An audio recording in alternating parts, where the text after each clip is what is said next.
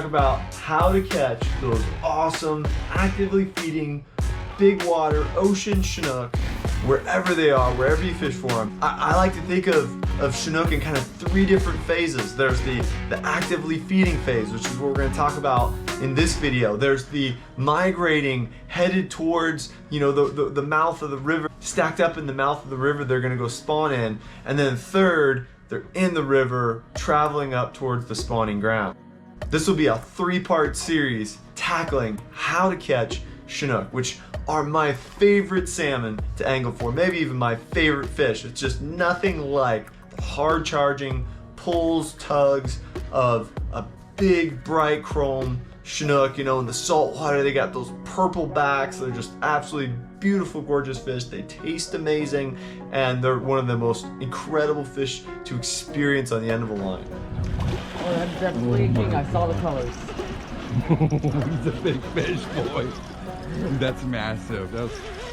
All right, there's three really important things when it comes to finding these actively feeding Chinook and whatever water you're chasing them in. You gotta factor location and depth of water, how many feet on the wire. You gotta talk about speed. How fast should you troll for these Chinook? And then last, of course, the technique that really will be matched to the appropriate location and depth.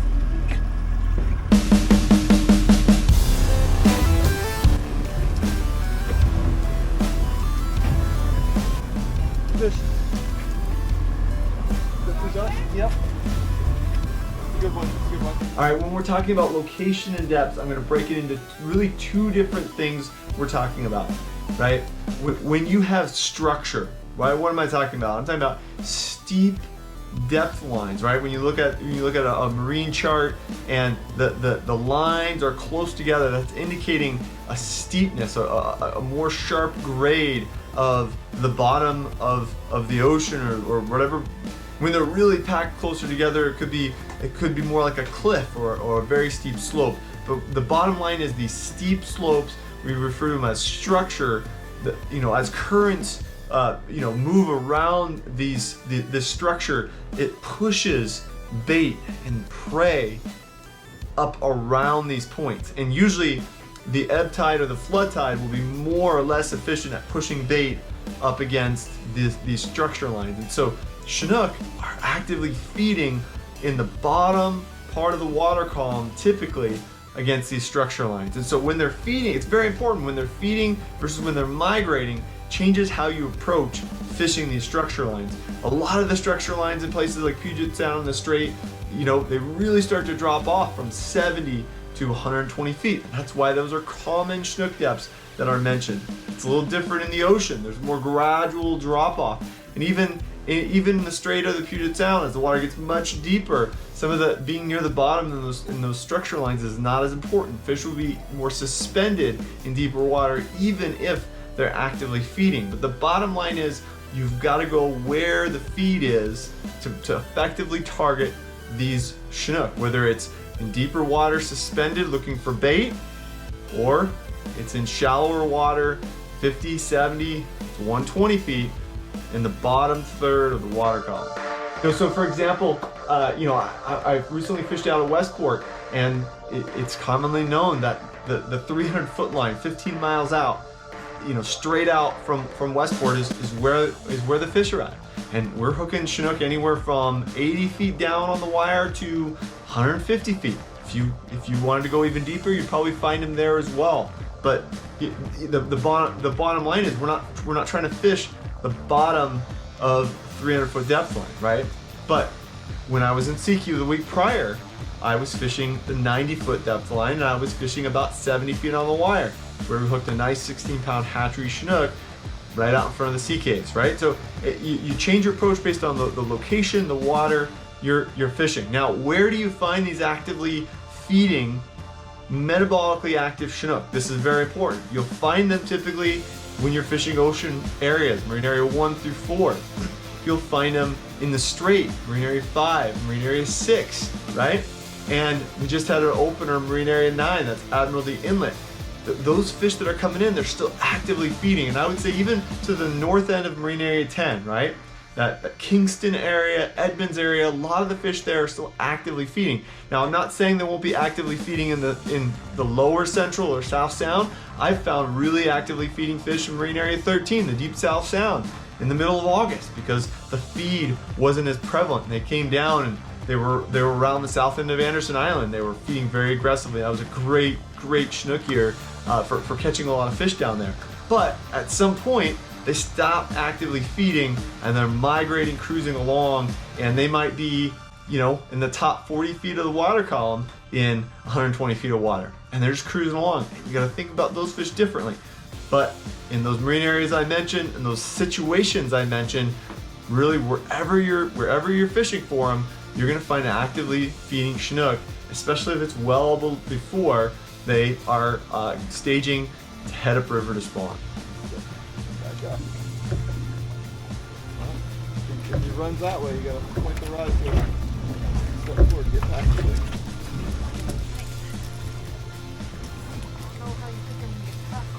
Okay. Okay, that way a little bit. There you go. No, no more reeling, no more reeling. Lift him back up. Lift him back up. Lift him back up.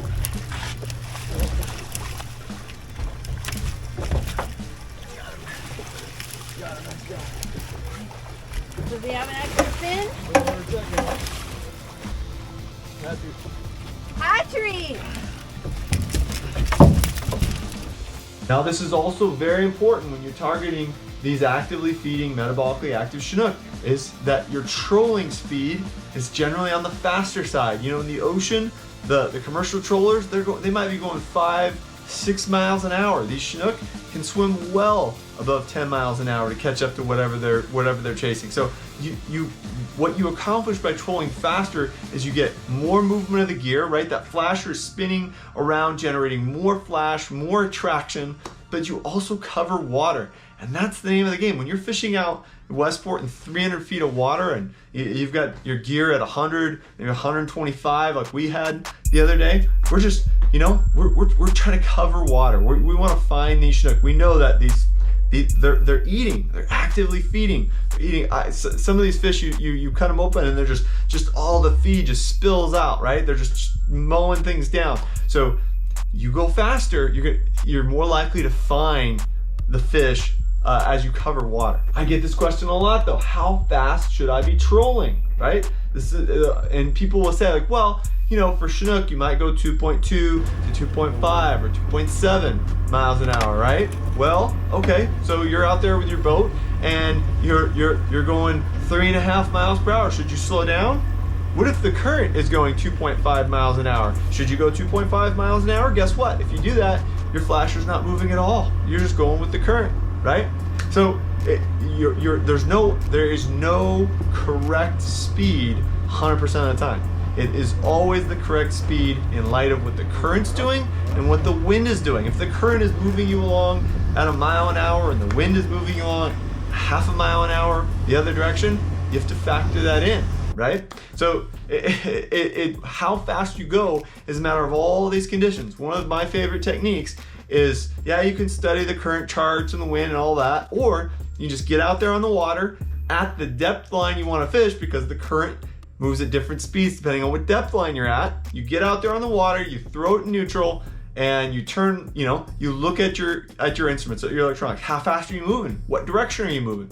I've got troll tracking on my Navionics. I punch that in and I look at it and go, oh cool, we're going this direction, and I'm going 1/2 knot, right? So if I want to go 2.5 miles an hour, 2.5 knots, now I'm factoring in that I'm already moving half, right, with the direction of the wind and current. So I might go 3. See what I'm saying? And when you go that right speed, you're gonna see your downrigger the cable has a particular angle to it, that angle is transmitting to you how much your gear is working, right? It's how much against the water are you moving. Now the angle can change based on how heavy your downrigger ball is and how much cable you have out. If you have less cable out, your angle will be less. If you have more, the angle will be greater. I can tell you a few hard rules of thumb. If your cable is straight down, you're going too slow. And if you're popping your downrigged clips because you're trolling so fast, you're going too fast. So somewhere in between there is the right one. And generally with Chinook, we're, you know, a little slower than coho, but again, you almost can't troll too fast for actively feeding Chinook. The migrating ones, the ones that are getting kind of stupid and kind of silly, different story entirely. Go faster rather than slower when it comes to targeting these actively feeding Chinook. All right, so what gear should we use? You gotta use the right gear, right? That's the only way you're gonna get a bite. You're gonna get hooked up with these wonderful fish. Not so fast. A lot of gear works. Again, these fish are actively feeding. They're already in the state you want them to be in to get bit. If you're targeting them at the right depths, right locations, and you are trolling at the right speed, whatever you drop in front of them is probably gonna get bit within reason, right? I'm not talking crazy stuff here. But there's a lot of things that work. You know, there's things that will work better than others, but a lot of them will work. A lot of colors of flasher will work. I use the same flasher colors a lot of times because I'm a creature of habit and I have confidence in these colors, and so I use them almost all the time. Even though I know, and people ask me like, oh, I can't find that color. I'm like, okay, use this other one. That'll work too. Lots of colors will work. But just for the sake of illustration, I'll show you what I use. This is Coyote Blue Crush Flasher. There's other brands of blue flashers that look just like this. Glow on one side, UV on the other side, right? This is the one I use. I catch most of my Chinook using that flasher. You know, they're actively feeding. The actively feeding Chinook. I catch most of them on that flasher. I'm gonna keep using the flasher. Another one I use. I catch everything on this one. This is a big coho flasher for me, as well as I catch a ton of Chinook on the Gibbs Bon Jovi.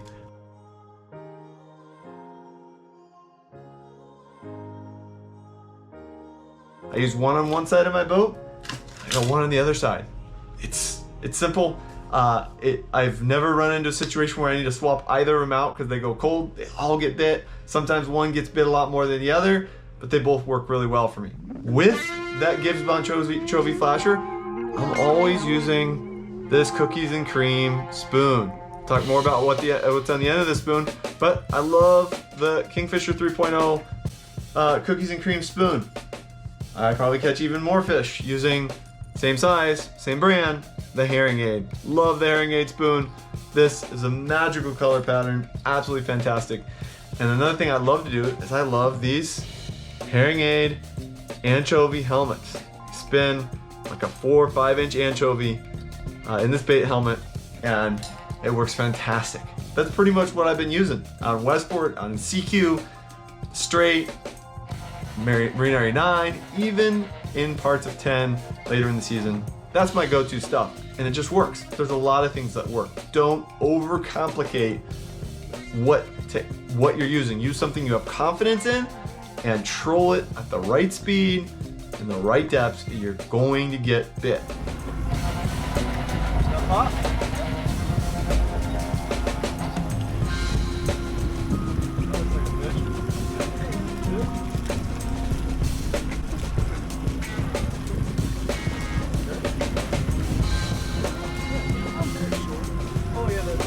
Pull mine? Pull it. Oh, good.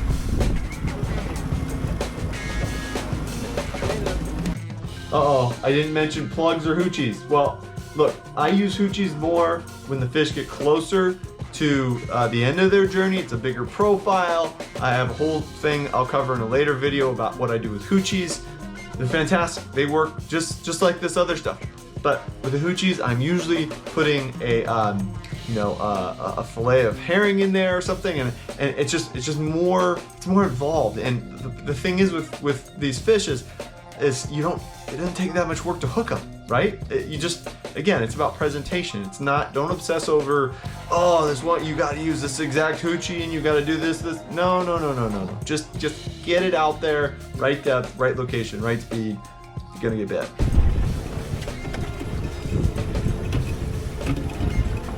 I don't think you're on the same fish. I think you have a legitimate double.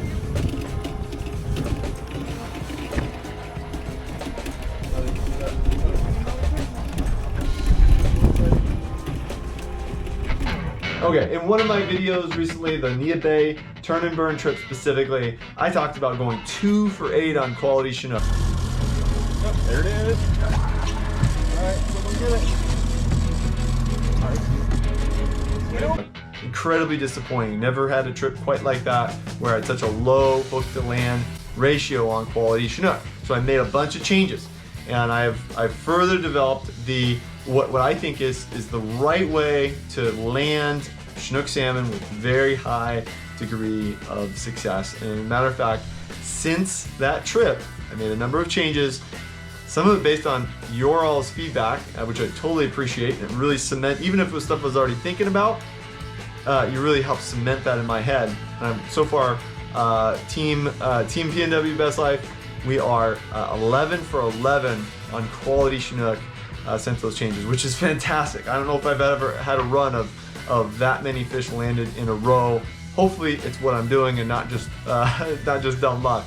But I think there's a lot to what's going on here. I'm going to break that down gear-wise and approach-wise of landing big Chinook and how to be consistently successful.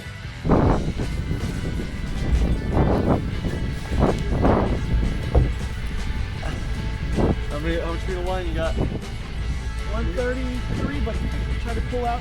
No, it's not that. Keep going. Chris, oh yeah, you're gonna keep going. He's straight down. What's going on?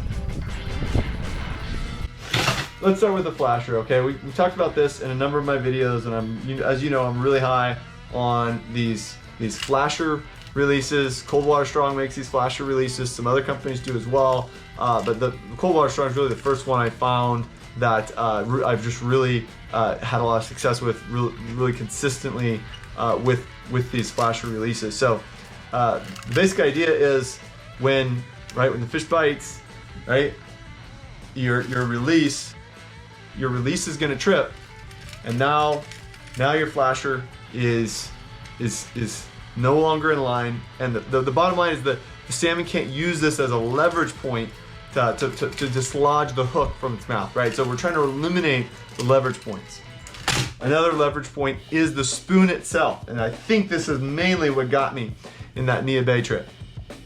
And I started adding a barrel swivel to in between a split ring, right? Split ring and a barrel swivel, and I go with a minimum 4/0 Big River, Gamakatsu. I love the sickle shape I'm a big believer in the sickle shape on any barbless hook, holding on to fish better. But really credit the Outdoor Line for kind of highlighting this, talking about this first. And I heard it from them, and I didn't apply it because I thought, that's probably overkill. I default to trying to keep things as simple as possible. I thought, that sounds like a little bit overkill. I'm a believer now, haven't lost a Chinook since, switching switching all my spoons to that, because that spoon, it's a leverage point that can pull that hook out. When you watch a fish try to twist, you get it in the net and you watch them try to twist around with that hook on a barrel swivel, the hook's moving and the spoon's not. It's crazy, like they can't get free of it. I'm a huge believer in that approach to the gear. Especially when combined with the flasher, now there's no leverage point. That fish is probably going to stay hooked if it was a decent hookup, in the first place. Point it in the water. Point it in the water. Point it under the boat. Under the boat if you have to. Yeah, I'm under the boat, man.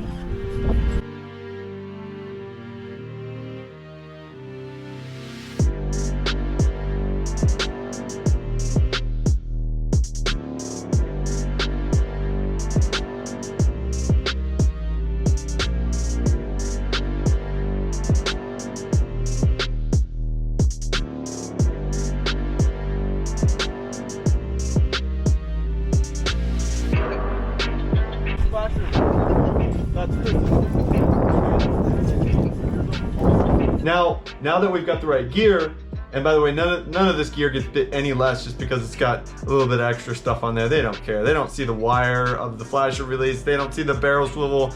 Like, we're not fishing for steelhead in low clear water here, guys. like let's not overdo the concern about that. Now we've got the right gear, and all right, your downrigger your downrigger clip goes off, right? That clip pops or it starts bouncing, and first thing you're gonna do is you gotta aggressively reel all the slack out of that line. You're off. Finish. That was fish. It's still there.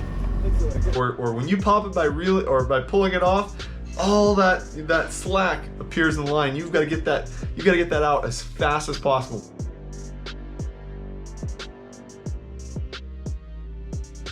If you're the one who's running the boat, I keep it in gear. I do not change the trolling speed. I do not change anything, because my biggest concern is that fish is going to run at the boat and it's going to create all that slack in the line and we're going to lose that fish. I keep it in gear. I want that fish running away from the boat. And some people disagree with this, but if that fish is just sitting there shaking its head and it's not running, I'm not comfortable with that. I'll even back off my drag just a little bit. I want that fish to run away from the boat. Get out of here, go. You know what they're not doing when they're running? They're not swinging their head back and forth trying to shake the hook, right? They're just running. So I want that. I want it to be peeling line.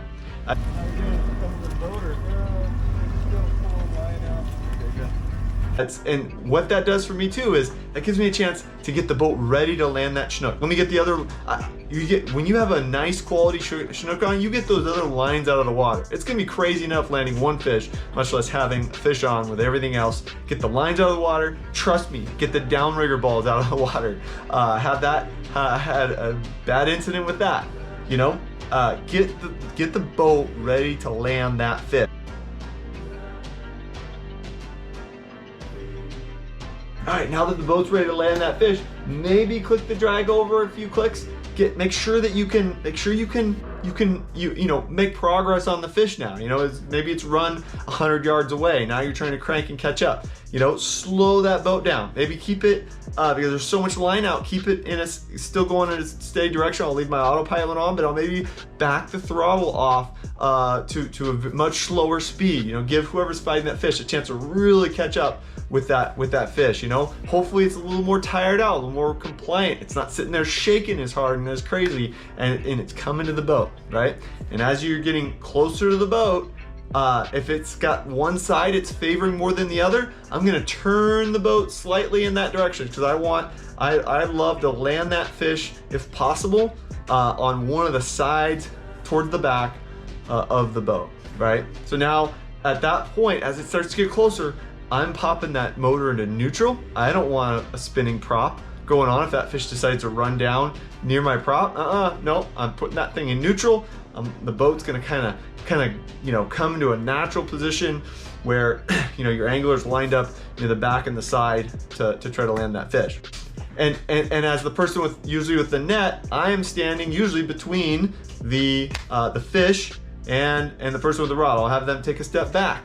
And at some point, as it gets closer to the boat, I really want that person to try to lift the rod tip and back up. What that does is it tries to bring that fish to the surface, and if you can get that fish kind of very visible on the surface coming towards the boat, it's so easy to just slide the net under them, scoop them, and now you've got that fish. It's so much easier than if the fish starts diving around the boat, and now it's so much harder to net them, and it takes so much more time to do that. If I'm on the rod, one of the things I'm gonna do to help the person netting is I'm gonna put my thumb on the spool, and I'm gonna force that fish into the net. Yeah, there's a risk that it could run hard and break me off if it's a really big fish, and I might not do that as aggressively if it's a big fish versus more of an average fish. Say it's 15, 16 pounds. But what I don't want is I don't want the netter to go in for the net stab and that fish to take off, right? I would rather risk that fish breaking me off or something than have that occur around the boat. A lot can go wrong in that situation.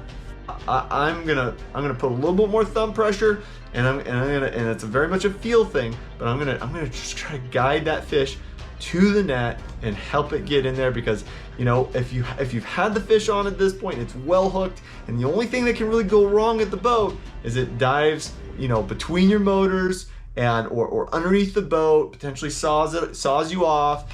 You don't want that to happen. You want to control that fish as it gets closer to the boat.